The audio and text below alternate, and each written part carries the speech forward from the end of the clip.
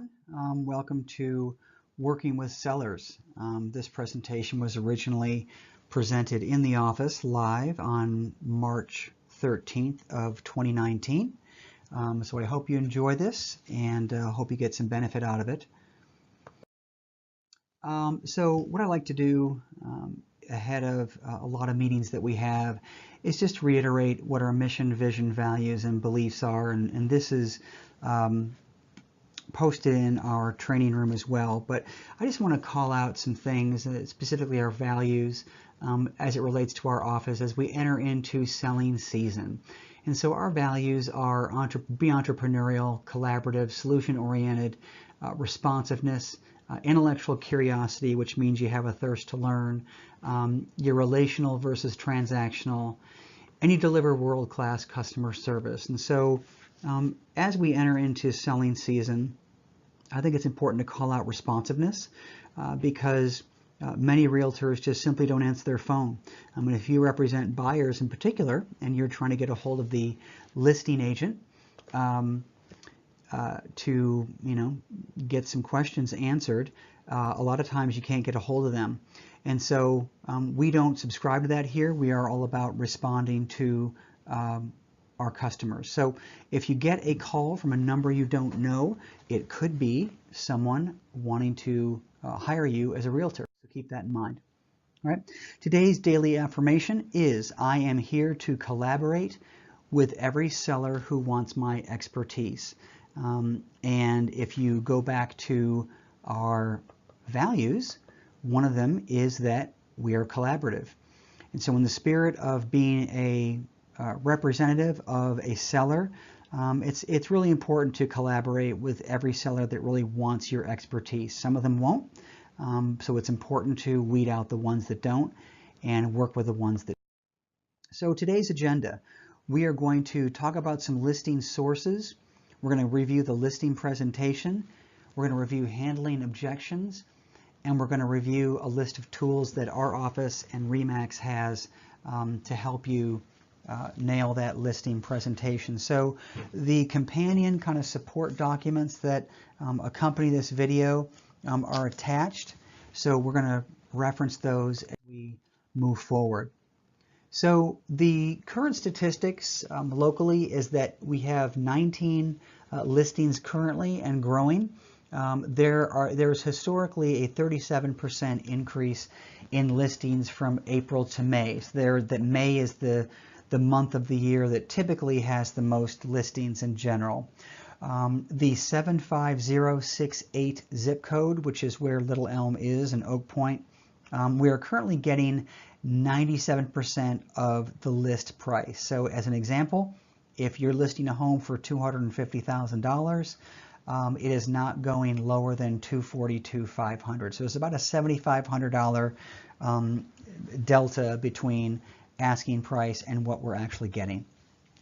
There are also 406 expired listings in Denton County within the past 90 days. That seems high, and I mention that because as today we talk about listings and representing sellers, these are listings that have expired. These are folks that have raised their hand and want to sell their home, and there seems to be an overabundance of them. To me, this speaks to the fact that a lot of sellers still think that it is a seller's market and they can price their home high. That is just simply not the case. And if you are representing sellers, you need to make sure that you educate sellers on that. But this also tells me that there's a lot of demand out there for people that are looking to sell a home. And so if you don't have expired listings as a source of business, I would encourage you to incorporate that in there. There seems to be a lot of it out there. So let's talk about some listing sources. The first and foremost is your sphere of influence. It's all about being in the right place at the right time. The second is your farm. So we can use RPR to help us determine if that geographic area has a high turn rate. And anything between 7% to 10% is really ideal. Anything more than that, obviously it's an area that is really turning over homes quickly. And if any of you have any questions about how to get that, I can help you with that. But RPR is a great resource to get that. Next is what I mentioned earlier, expired listings. These are folks that have already raised their hand and want to sell their home. The next one is rental property owners. So, a lot of investors and a lot of people bought homes and decided to flip them. And a lot of these folks are just tired of renting.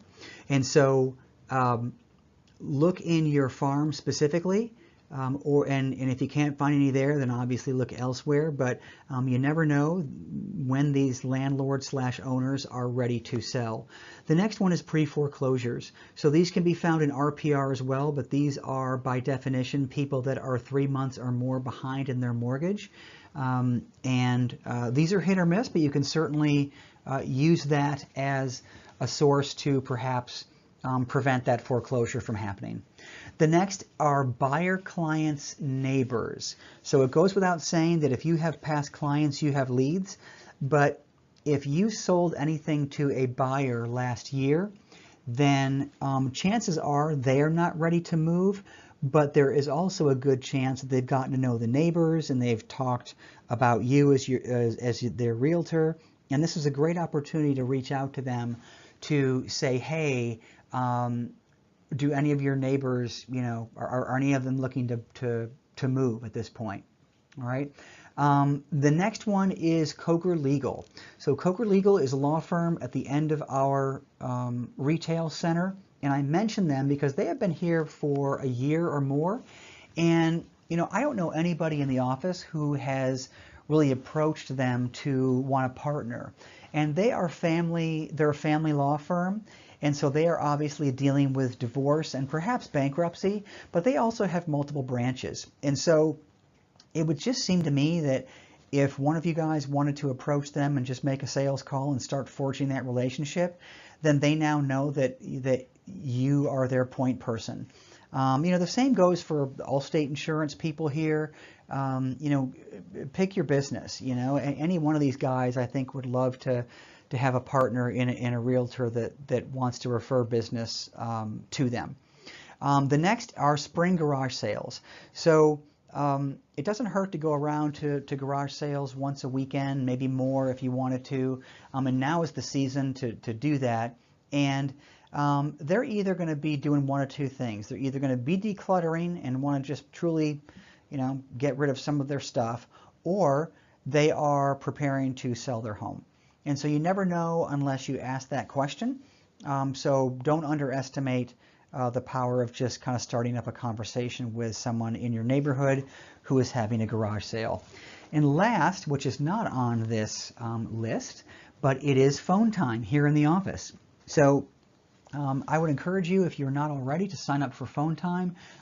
You will get leads, especially as we head into summertime. And it is a mixed bag between people wanting to buy and people wanting to sell. So phone time is a great source of just in general for you. All right. So the ultimate listing presentation. So people ask frequently, what should I include in my listing presentation? So I've put together some things that is not the definitive list, but it's certainly, there's some great things to include in your packet. The first is your one-page resume, and you get that from our website, rmlakefront.net. Look under resources, and you will find a template to fill out a one-page resume. Not many realtors do this, and this is just a one-pager that tells your prospect all about you. It is completely 100% customizable, so don't be afraid to go and download that. The next is the RE/MAX listing deck from Design Center. So in Design Center on the landing page there, if you scroll down a little bit, you'll see an icon for presentation. And the only presentations in there are listing presentations. Some are in digital formatting and some are in print formatting. There is one for a relocation client. There is one just for a generic seller. And there are a couple for if you're representing high-end homes, the RE/MAX collection. But this will save you a tremendous amount of work because they're all slides that really speak to RE/MAX, the brand, so you don't have to kind of reinvent all those statistics. Next are your comps or your CMA, and that comes right from Matrix or the MLS. And don't be afraid to include expired listings in there as well. You want to make sure you illustrate for your prospect what didn't sell as well, because usually you can pinpoint exactly why it didn't sell. Next is the RPR mini property report. So, and you need to explain to the client why this is important. So in RPR, they have just a normal property report, and that's about 70 pages long, but the mini property report is only about 15 pages long, and it's equally as effective. And if you are attempting to list a home in an area that has a lot of homes, like Sunset Point, the range of pricing that RPR presents to that client is going to be pretty accurate, and I like it for that reason. And so for those of you that are familiar with this report, it'll give you a range between the low end, which is, not going to do anything to the home.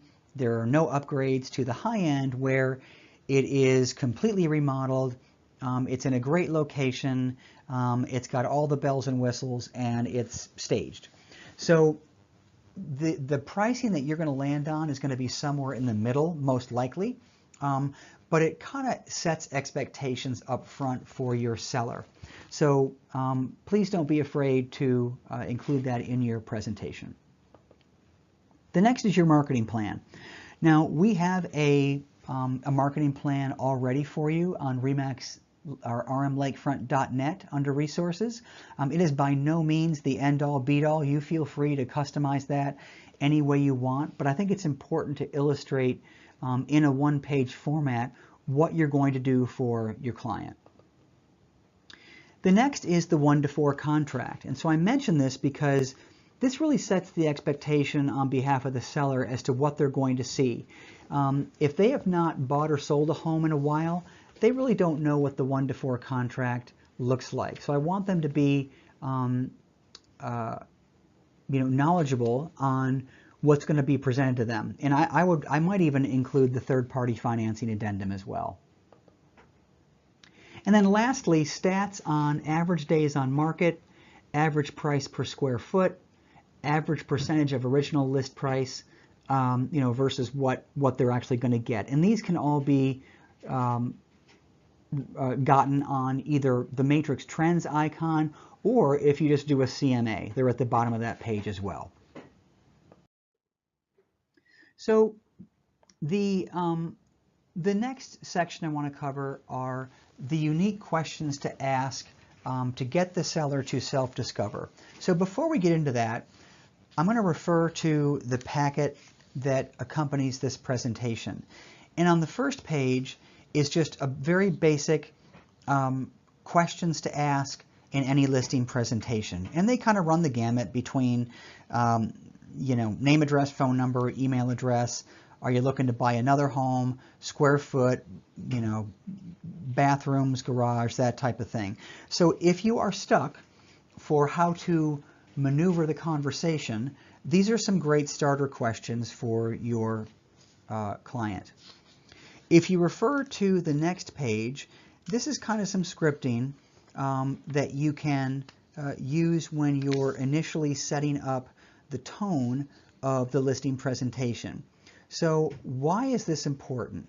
Because so many times we let the client dictate the process of the listing presentation. And as you can tell by the dialogue on this page, that is not the case. This completely puts the control in our hands, which is where it should be. The client hires us because we should have a command on this process. So just keep that in mind. This clearly sets the tone on that process.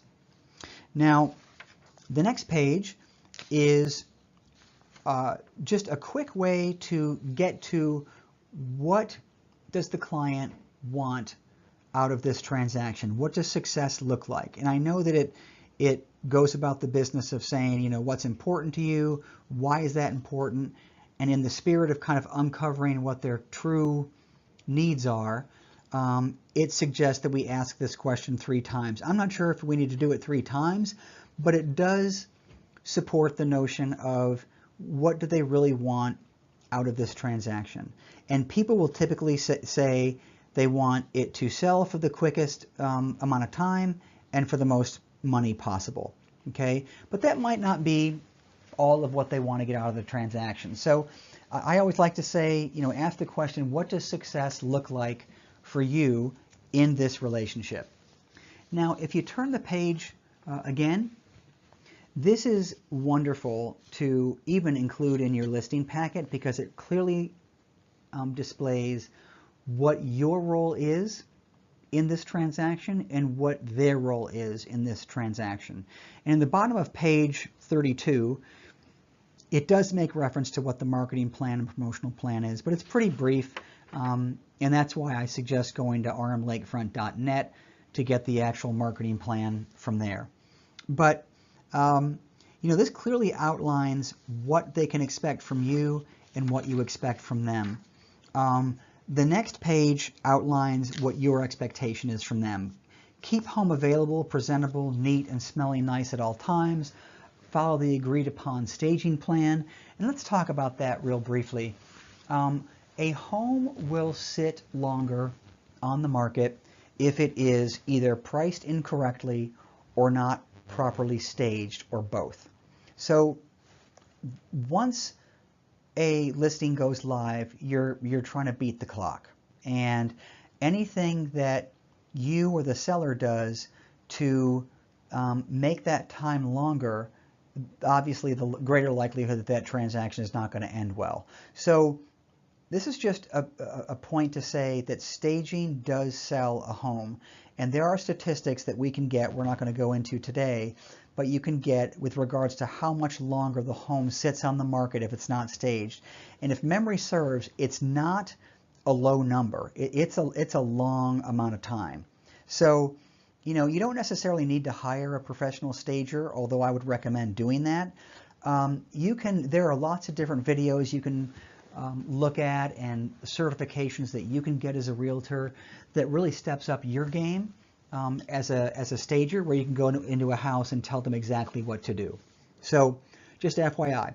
Thirdly, complete all repairs as agreed, keep yard mowed, keep all valuables and prescriptions in a safe place, leave home for all showings, don't discuss terms with buyers or their agent without me present, don't call other agents for feedback directly, be completely honest on the seller's disclosure, keep all marketing information displayed and inform me if it's running low, market your home to friends and acquaintances, inform me if you're leaving the home for more than a week, notify me immediately if your needs or expectations change, be brutally honest with me if you feel I am not meeting your expectations. Now, if you go back to the prior page where what you can expect from you as the realtor, in there is communicate openly and frequently.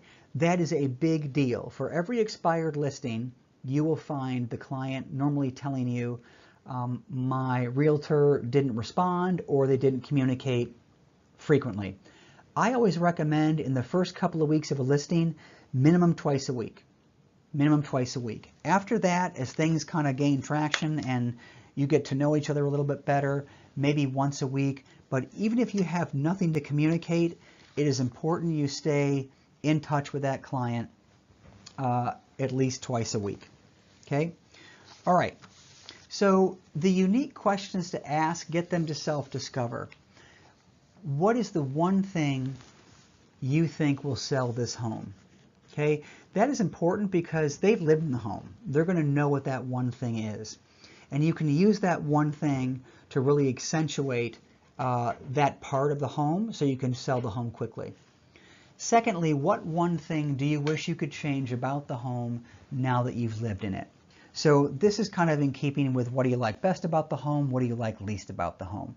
The one thing that they can change, I mean, maybe it's, I don't know, I wish I had more storage, I wish I had a third garage, whatever it is. If you can control it, great. If not, then that's fine too, but you're going to want to make sure that you know what that is in the mind of the seller. Why do you want to hire a realtor? What's most important to you in this entire process? That way you can hear it straight from them in terms of why they want to hire us. Remember, if you'll notice in the bottom of the screen, the public hires us for knowledge of the process, knowledge of the market, and negotiation skills. So hopefully one or all of these three things will come out in that question. How do you think the sales price is determined? Okay, this is always an interesting one because my guess is that your client will probably have a predetermined price point in mind when they are talking to you. And so it's always interesting to find out how they come up with the price. Most likely is not through how you come up with the price, which is through data and science. A lot of times they'll think that just because their neighbor sold their home for X amount, that they can sell their home for that same price. All right. Are you familiar with the statistics on staging? So I've mentioned that before. I strongly suggest the home be staged. It will sit longer if it is not staged. And then lastly, are you familiar with how the process of Zillow works and why? So chances are they've been on Zillow, they've looked at their Zestimate, and they think that that is the gospel. So a lot of people don't realize that Texas is a non-disclosure state, which means that all of the information on Zillow is not accurate. So it is important to kind of get that on the table up front, because that will give you an indication as to where they are getting their information. All right, so objection handling. So if you turn to the next page where it says initial pricing objection, in this instance we are on their page 8 of the handout. All right, based on all the information available, at what price do you think we should enter the market? And once they give you the price, ask for that justification, because the dollar amount is really all about the justification. And I would encourage you to encourage them to think like a buyer, because the same CMA process that you're going to go through with them, a buyer's agent is going to go through with their buyer client. And if we can't justify what the price is, then it's inevitably going to be a negotiation process. Okay, so what you can do is also let them know, and we'll get into more objections in a moment, but on average, for every $10,000 above what it should be listed at, it's going to sit an extra 30 days. So for every $10,000 above fair market value, that home is going to sit an extra 30 days. Okay. Now, if it's not staged, plan on longer. And so I say that because most people's hot button is get the thing sold as quickly as possible. And so we have to make sure that it's crystal clear the things they're going to do that might sabotage that effort. All right, next page. Pricing homes is neighborhood specific. Okay, per my research, the only thing your home has in common with the benchmark home is X.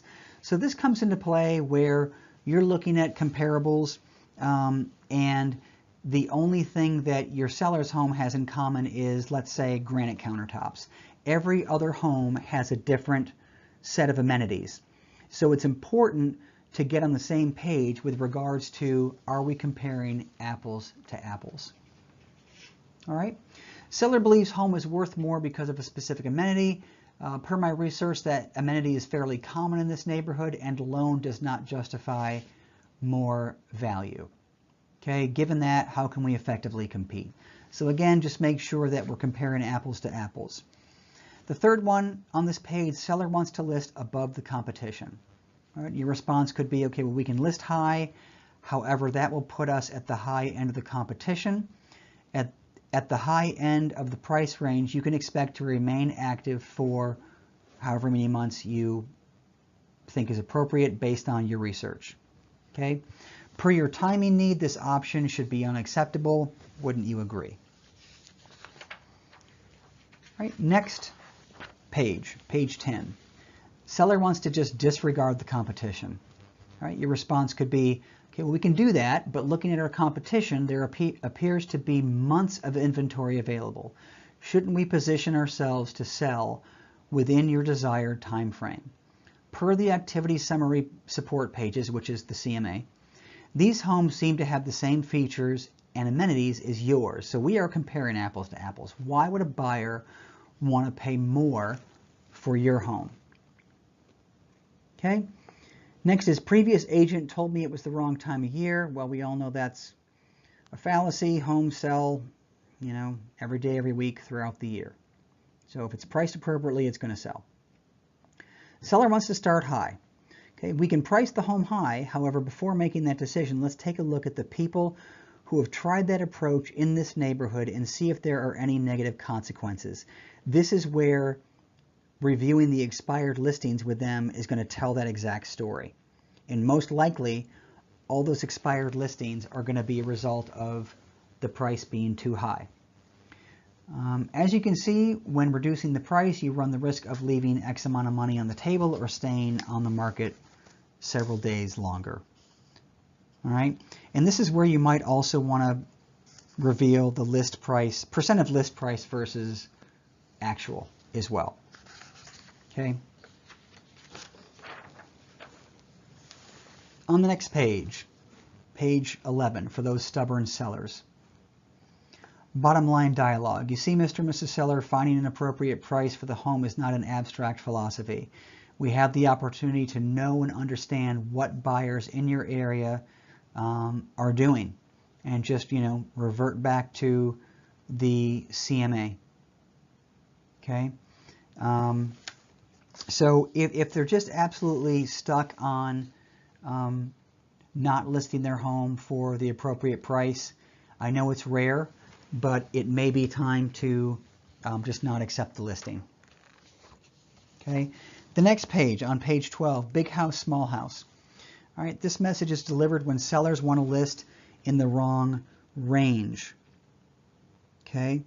And so if the sample dialogue is from the seller, okay, well, I know my home is better than the others priced at $250. I'm going to list mine in this example at $275. Okay, I appreciate that, and I agree with your home. Your home is fine, is in fine shape. However, it's been my experience that if we price the home at $275, here's what will happen. Buyers who are ready, willing, and able, and are qualified to pay for a $275,000 home, they're going to be the ones viewing your home. They will also, though, be comparing your home to those that are justifiably priced at $275. When they discover they can get more bang for their buck because they're comparing the right priced home to yours, they will gravitate towards the other homes. Likewise, buyers who are ready, willing, and able to buy your home at $250 in this case, will probably never see your home because it will not appear as an option for those wanting to purchase a $250,000 home.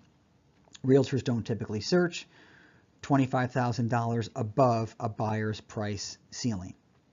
Therefore, shouldn't we choose a price we can justify so the people who are ready, willing, and able to buy it will see it? So the other thing is that you have to consider the appraisal process. So the seller may want to price at $275 in this example. We know darn well it's not going to sell for more than $250, but now begins the conversation about what about the appraisal process. It still has to appraise for whatever price the buyer is willing to pay. All right. So let's look at the next page, page 13. Sample dialogue for you reap what you sow. So we want to list at $275 for the first few weeks and then come down to $250. Well, your dialogue should be, I appreciate that. However, the first 30 days your home is on the market are the most crucial.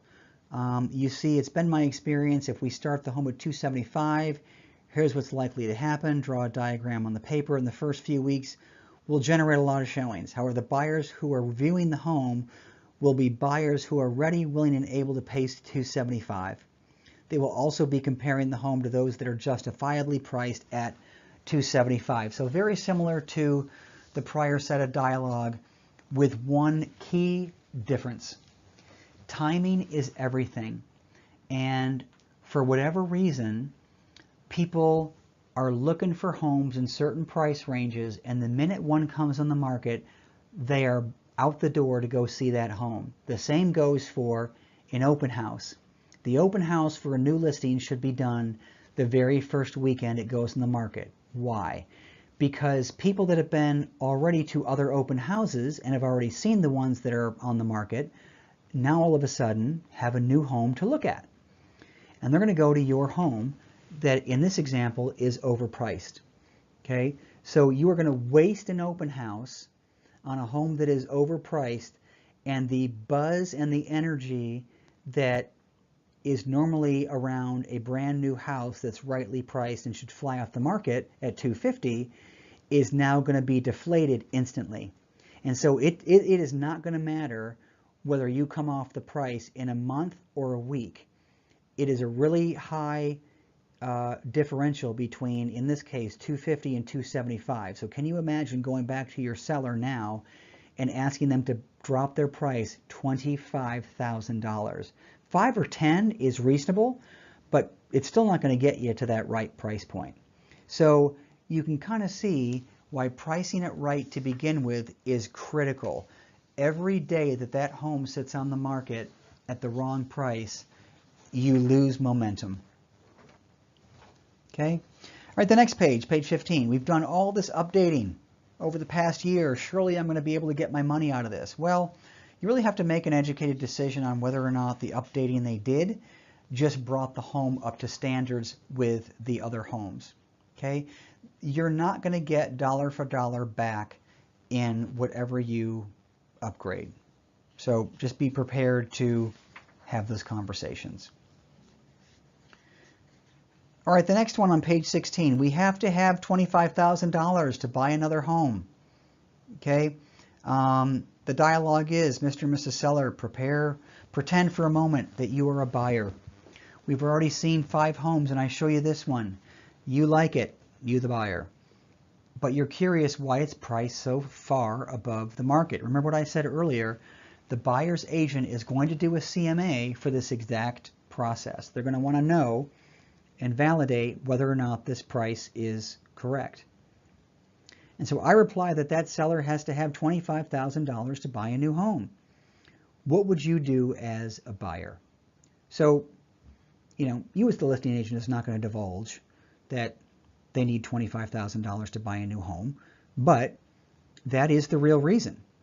And so, you can only bring a buyer at the price that the market will bear. And so the market does not care that you need $25,000 to put down on another home. So be prepared to have that conversation. All right, the next set of objections on pages 17, 18, and such have to deal with commission. So our office does a really good job at really not cutting our commissions just for no reason. The only thing that I've ever seen is a drop in commission because you as an agent have the buyer side for that seller as well. And so that's fine. But, I think that if you enter into a conversation about commissions, in this case, the example is, well, hey, Joe said he would list my home above the market. Well, of course Joe did. He's going to tell you whatever you want to hear. And so I'm here to tell you what you need to hear, not necessarily what you want to hear. And so it's important that you kind of combat what they might be hearing from other agents. And so in this example, it's going to be a great win-win for Joe. He's going to get buyer leads, and he's going to use your home as leverage to get those leads, but your home's going to sit. And so it's a win for him, but not for you. And so the next page kind of deals with the commission piece, in that, hey, he said he would list it for less, you would do it for 4%, 5%. And so just be cautious of that. I always say Walmart prices are going to get you a Walmart experience. And so just be mindful that there is really no need to cut your commission at all. Okay? All right.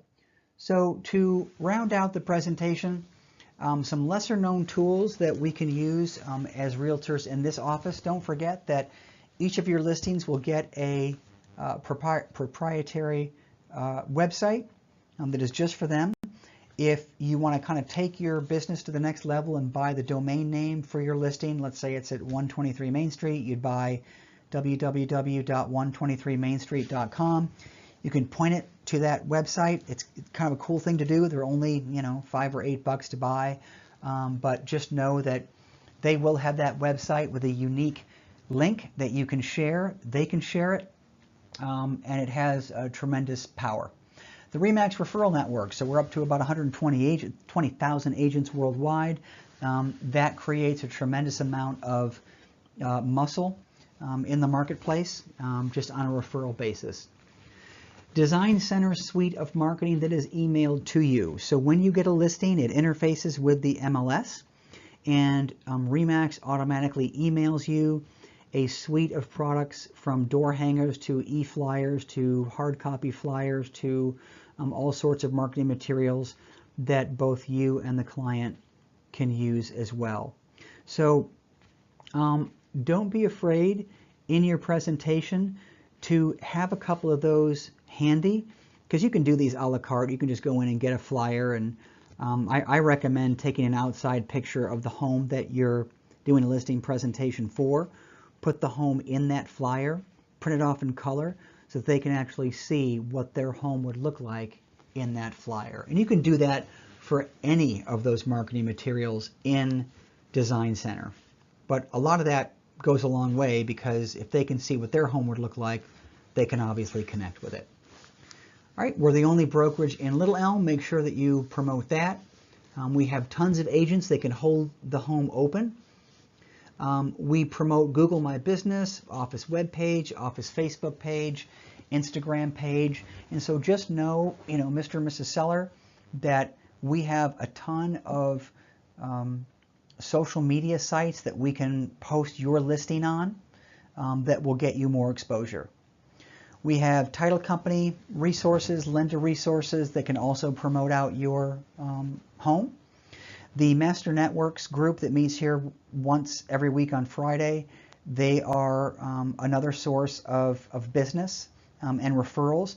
And the sellers aren't going to know that. They're not going to know that people come to our office on a regular basis that have the ability to promote their home. Our location and walk-ins, so, again, we get a lot of traffic to the office. We have a lot of clients and prospects that either call or walk in that would see their listing. Full service open houses with the balloon, so no one does an open house like a RE/MAX agent, especially ours. So make sure that you promote the fact that we're just not setting up a tray of cookies and bottled water. We really promote that open house everywhere we possibly can, and if it's possible, have a one-pager on what that actually looks like. And then lastly, House of the Month signs. So we have those in our office. It's just an added boost in marketing to get that buzz going, get that momentum going, and as people are coming to see the home, and as you're doing open houses, that just singles that house out as a big deal, and so that just further promotes the listing as well. Okay. All right. So that kind of rounds out the Working with Sellers presentation. I also encourage you to go on RE/MAX University. That is the tile that's on the Max Center. Go to RE/MAX University and go to, in the upper left-hand corner where it says Watch a Video. And when the page displays, you'll be able to sort that. I think it says Select, and you can actually select by sellers. And there are 7+ pages of different videos that will help you further than this presentation on how to work with sellers. So don't be afraid to use your resources. I hope you enjoyed the presentation, and here is to a lot of listings in 2019.